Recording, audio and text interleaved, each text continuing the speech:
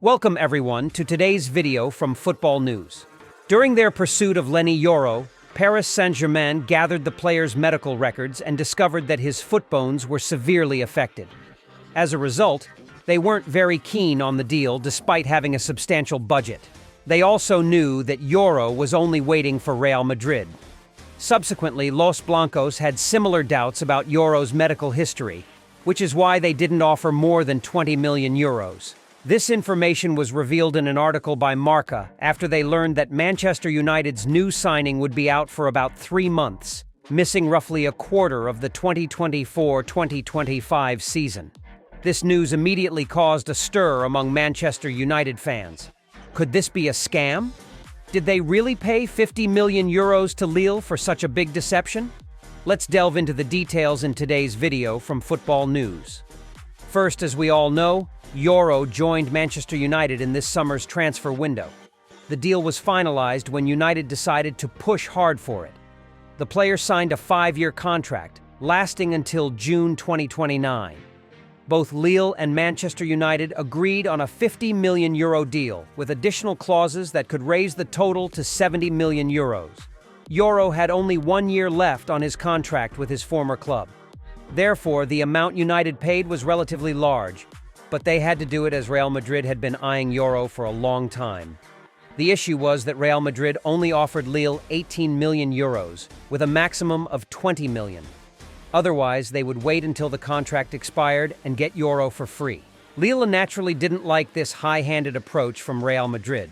At that moment, Manchester United stepped in with a 50 million euro offer plus 20 million euros in add-ons, which Lille immediately accepted. United fans were very proud that their club, despite its poor performance, never lacked money and even outbid Real Madrid. The 18-year-old player immediately laced up his boots and made an impressive debut in a 2-0 friendly win against Rangers. However, the shock came quickly for Yoro in a 1-2 friendly loss to Arsenal in the US. Manchester United suffered 2 major setbacks.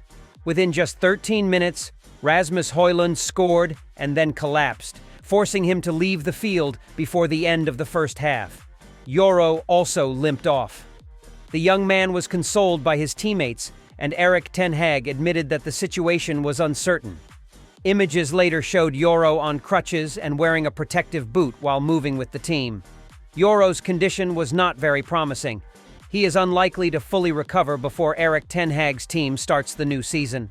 Manchester United's official website confirmed that Yoro had a broken foot bone and would be out for 3 months instead of the initially expected 2 months. Meanwhile, Rasmus Højlund would also be out for 6 weeks due to a hamstring injury. After Yoro's severe injury, Marca's article suggested that Real Madrid let Manchester United take Yoro because they knew the player had some issues. This situation is reminiscent of another French signing linked to Real Madrid, Raphael Varane. This further worried Manchester United fans.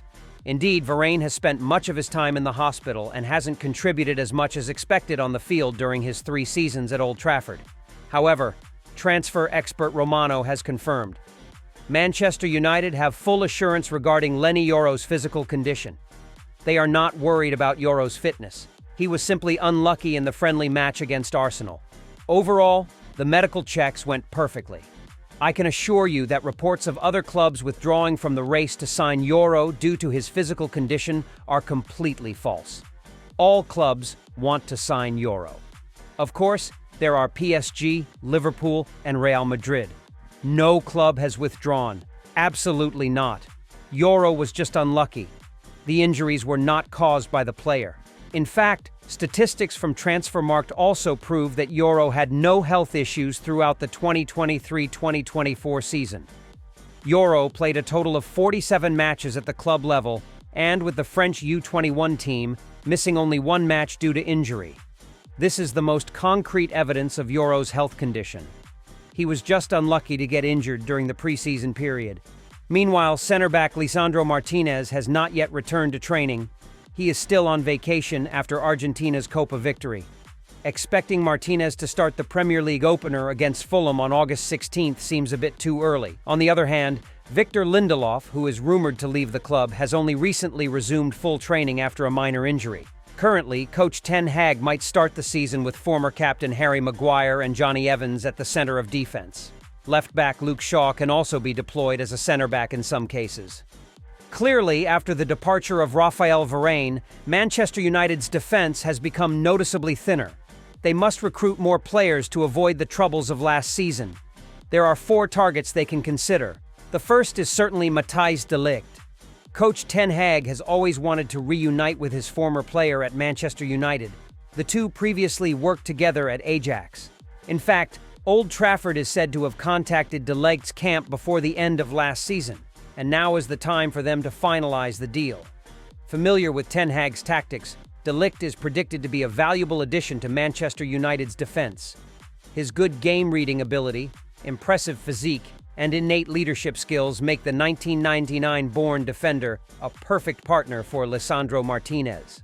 However, Bayern is unlikely to sell de Ligt as their new signing. Ito is still sidelined with a long-term foot injury. Like Matthijs de Ligt, Branthwaite has also been linked with Old Trafford for a long time. The Red Devils have even made at least 2 offers to Goodison Park. Of course, the price to buy Branthwaite is quite high, and MU has not been able to meet it. His advantage is that he already has experience playing in the Premier League, and Ten Hag likes him because he is left-footed. Branthwaite himself has expressed his desire to play for Manchester United. The issue now is that MU will have to raise their bid for Branthwaite, and this is an opportunity for Everton to demand a higher price. The third name is Antonio Silva. The Portuguese international is considered one of the most promising young defenders in the world and has been linked with Real Madrid. However, as Los Blancos are hesitant about whether to buy another center-back, this is a good opportunity for Manchester United with a price of only around 50 million euros. Silva will be a cheaper option, but his quality is not necessarily inferior to Branthwaite. Last season, the 20-year-old player averaged 3 tackles and interceptions per game, completing 93% of his passes. If the Matthijs de Ligt deal stalls, MU might have to decisively pursue this deal. Besides Antonio Silva, Portuguese football also boasts another talented young center-back, Gonçalo Inácio. His excellence has attracted the attention of many top European clubs. Manchester United will have to pay 60 million euros if they want to bring Inácio from Sporting Lisbon. This is quite a large sum for a player who has never played in one of Europe's top 5 leagues. Who will be the new face arriving at Old Trafford? Please leave your comments below. Thank you, goodbye, and see you in the next video from Football News.